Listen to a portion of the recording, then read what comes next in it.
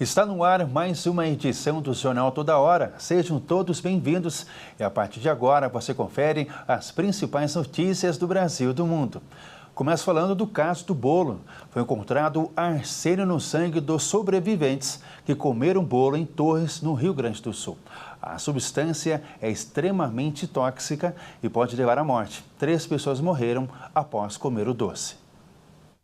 Os resultados das primeiras análises laboratoriais, coletadas pelo Hospital Nossa Senhora dos Navegantes, indicaram presença de arsênio no sangue de uma das vítimas e dos 2 sobreviventes que comeram o bolo em uma confraternização familiar em Torres, no litoral norte do Rio Grande do Sul.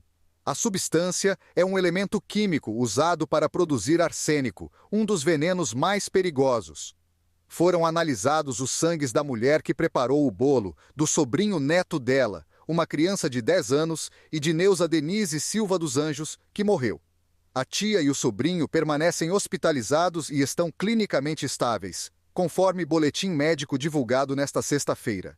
Além de Neuza, outras 2 pessoas morreram com intervalo de algumas horas. Tatiana Denise Silva dos Santos e Maida Berenice Flores da Silva tiveram parada cardiorrespiratória, segundo o hospital. Neuza teve como causa da morte choque pós-intoxicação alimentar. Segundo o delegado que conduz as investigações, a mulher que fez o bolo foi a única pessoa da casa a comer 2 fatias. A maior concentração do veneno foi encontrada no sangue dela. A polícia apura as hipóteses de envenenamento ou intoxicação alimentar. O ex-marido da mulher que fez o bolo morreu em setembro por intoxicação alimentar. A morte não foi investigada pela polícia, por ter sido considerada natural. Agora, a polícia instaurou inquérito sobre o caso e pediu exumação do corpo. Agora vamos falar de viagem. Se você está em dúvida sobre qual o melhor horário para pegar a estrada, algumas concessionárias que administram as rodovias mais importantes de São Paulo divulgaram os horários de grande fluxo para ajudar no planejamento na hora de viajar. Vamos conferir. Segundo a Agência de Transporte do Estado de São Paulo, são esperados mais de 3.800.000 veículos trafegando em direção ao litoral interior, entre os dias 30 de dezembro a 3 de janeiro. Para quem planeja descer ao litoral em direção às praias da Baixada Santista, a Ecovias vai fazer a operação descida, utilizando mais faixas no sentido litoral e menos no sentido capital, nos dias 26, 27 e 28 pelas rodovias Imigrantes e Anchieta. Já a operação subida está programada para os dias 1 e 2 de janeiro. No sentido interior, a Via Oeste estima que 677.000 veículos movimentem a rodovia Castelo Raposo. O maior movimento está previsto para segunda-feira, entre as 16 e 18 horas. Na Bandeirantes e Anhanguera, o recomendado é evitar trafegar entre as 16 e 20 horas. Já na Washington Luiz, que vai para o interior de São Paulo, no lado noroeste, 200.000 veículos devem transitar pela via, sendo o pior horário entre 6 e 8 da manhã, e entre as 17 e 19 ao longo dos 5 dias. Esse final de ano marca o 50º aniversário do fim oficial de uma das maiores bandas da música, os Beatles. Já tinham parado de produzir há algum tempo, mas foi em 1974 que um acordo pôs fim àquela história.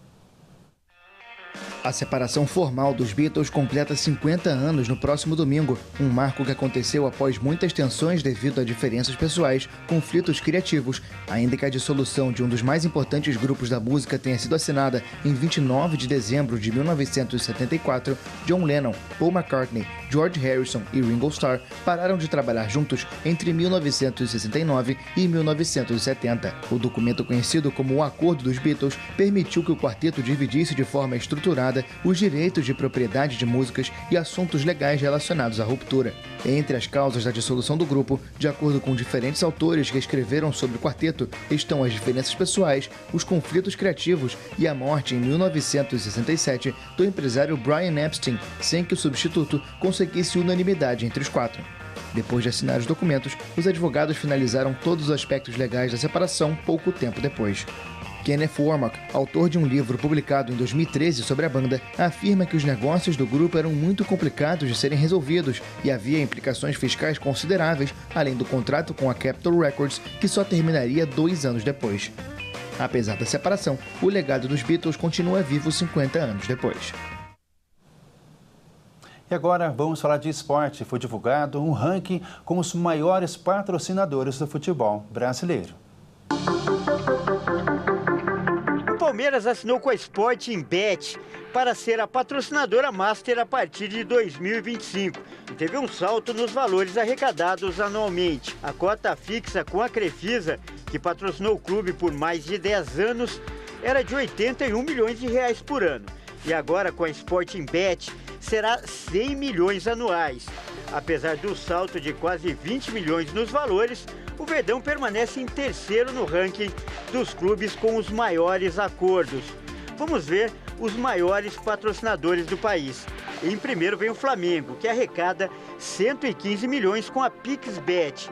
A Esportes da Sorte rende 103 milhões anuais ao Corinthians. Em terceiro continua o Palmeiras, que arrecada agora 100 milhões com a casa de apostas Sportingbet.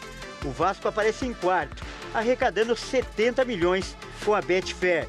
E fechando o top 5 vem o Atlético Mineiro, que arrecada 60 milhões por ano com a H2Bet. O Jornal Toda Hora fica por aqui. Você confere mais notícias às 9 horas da manhã com mais uma edição. Até mais. Tchau, tchau.